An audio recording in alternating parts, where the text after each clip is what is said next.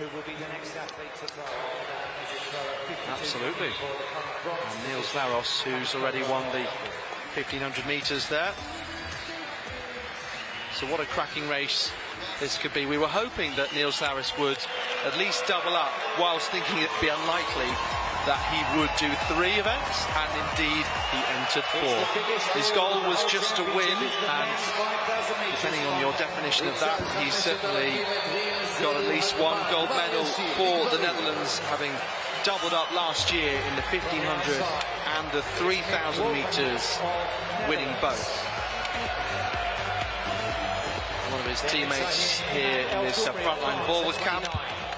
Again, some strong Turkish athletes in this. Utku Gole, the Turkish senior bronze medalist over this distance. There is Gran of Sweden, and as well as winning that 3000 gold, that crazy race himself, overtaking Nick Griggs in the closing stages. He's also seen lots of Swedish success from the likes of Holm in the high jump, Lindahl 200 metres. There's a famous Belgian athletics name, Gevaert. In his 5000, of course, very different distances to Kim de Weert, the sprinter. Winner of Spain in this second group, Seat of Estonia. Stafford of Ireland, Kuti of Great Britain, Pop of Romania, who I'm sure will give this one a crack. Of Austria, Boromir of Italy. Over to Niels Laros, so the 18-year-old with a personal best of 13:23.01. National under-20 records in all the 4 distances that he entered, from 800 up to 5,000. And alongside him, the double European under-18 champion and the 1500-metre winner here, Kevin Komenchak, alongside world under-20 8th placer over the 1500. The Austrian, really good championships for them also. We've just seen that medal in the decathlon for Matthias Lasch, the silver. Sophie Kreiner getting the bronze in the heptathlon, and Enzo Diesel winning the men's sprint hurdles. Of Turkey, Mesfin Escamilla of Spain. Silver Spain of Norway, Escamilla of Spain. Benzoni of Italy at 4. British challenge James Dargan there, winner of the London Mini Marathon. Which many great athletes over the years have won and then gone on to big things as part of their senior careers. Of course, these athletes having no qualification, straight final, and as a result they've had to wait a long time, haven't they, seeing others in the team win. And that both makes you really keen to get out there, and potentially having to wait all this time as well. And you want to get going and get things over with, so sometimes you're able to enjoy these championships and see others win medals without any nerves or anxiety around your own final. So it looks like the British athletes are going to go to the front here. It's interesting because at the under-23s we saw a real lockout over these distance events. Megan Keith winning, Rory Leonard as well, Charles Hicks too. So it was a phenomenal display. Grateful for these cooler conditions now, as we see the sort of position that you need to get as a photographer to get good photos of this final. But a really interesting one here, Phil, and we'll have to keep a very close eye on the tactics of Niels Laros, because so far he's been very content to hang back. Yes, and it doesn't look as though it's a blistering early place, although as I say that, Karsai coming to the front, joining the trio of Britons up there, perhaps to just crank it up just a little bit. It's also very congested. I mean, there's 30 men in this field. It's the biggest field on the track of these championships, even bigger than the 2 race walks. So you're going to have to be very, very careful out there, those 30 competitors. Just make sure they're not tripping up over each other. At the moment, it's a fairly steady pace. And you mentioned, of course, Kevin Komenchak. Well, he did take that surprise silver medal in the 1500 metres as well. So we know he's got a turn of speed. It's difficult to see, perhaps, beyond a battle for the gold between Graham and Laros. But Kremenchak, with that turn of speed, if it's a slow race, that could play into his hands and possibly get the Austrian on the podium for a second occasion during the course of these 4 days. But the man who's gone to the front, it's the Hungarian who's trying to put a bit of space between himself and the rest of the field. Well, the Hungarian deciding to speed it up a little bit. It's Gabor Karsai, best of 14:05.80, so not one of the quicker men. Probably around, just looking down my European under-20 list for this year, about 15th on the list. There's Niels Laros, of course, the focus of so much attention. Dealt with it so well in the 1500 metres. Just won it as he's pleased, really. Karsai, but making sure that this pace is pretty decent. Now, we're in the 4th round of the triple jump. Gikatsios. Well, that's good from Gikatsios. That's close to 16 metres. 15:55.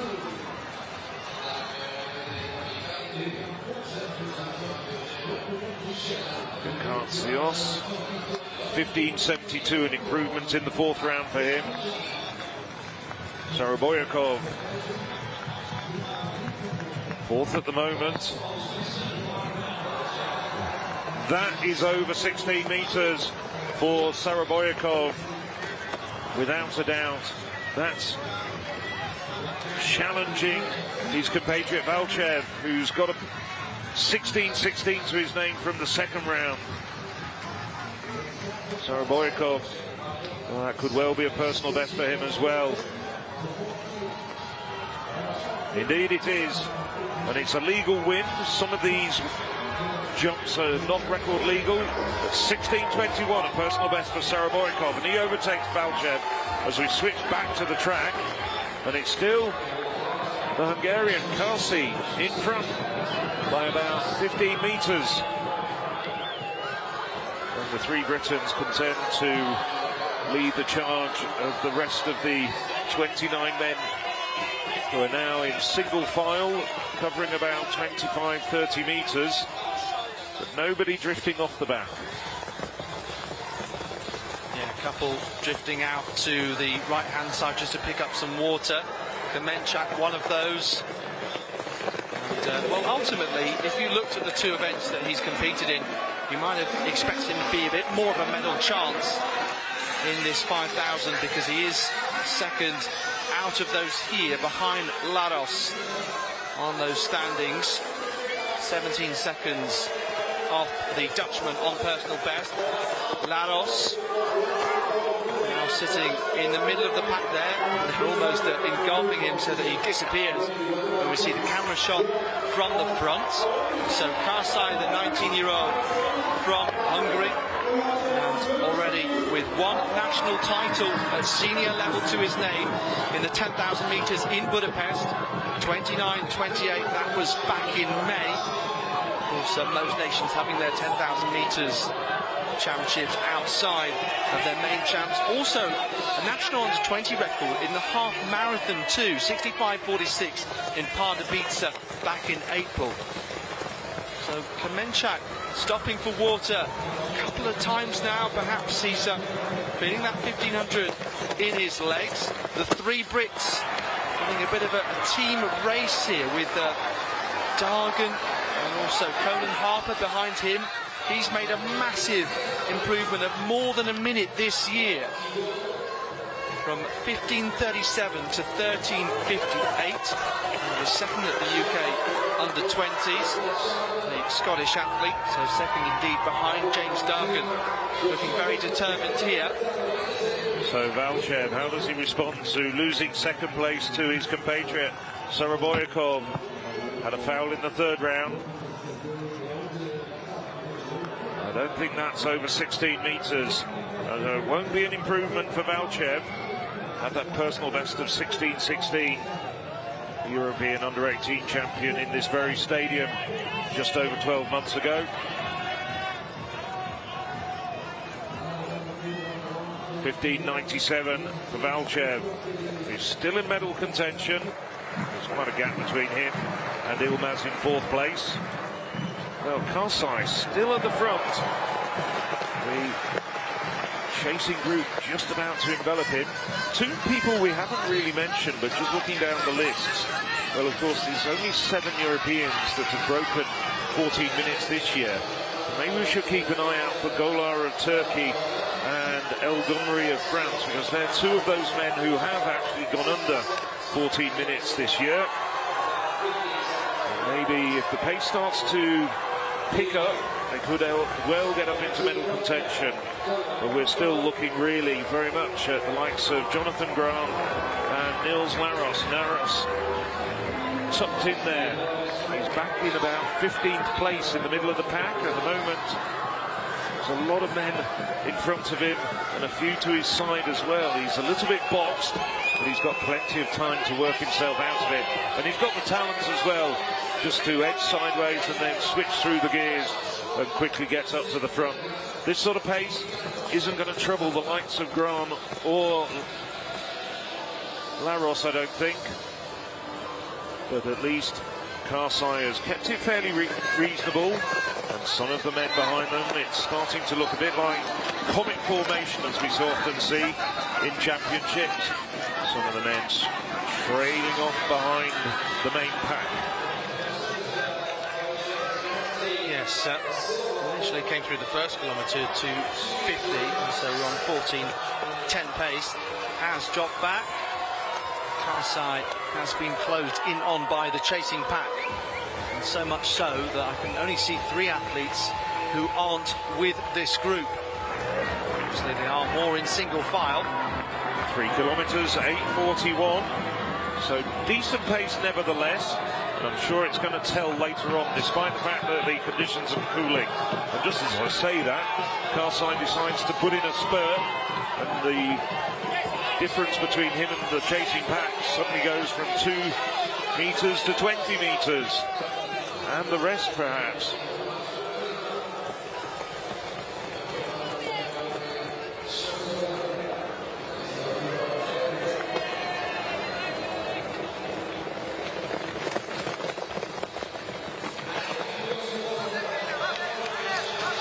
Well, at the front of that pack, it's Tungtan, perhaps the less heralded of the Turkish trio.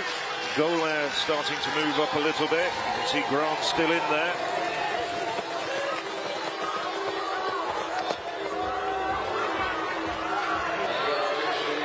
So Karsai, well, this is quite audacious from the Hungarian.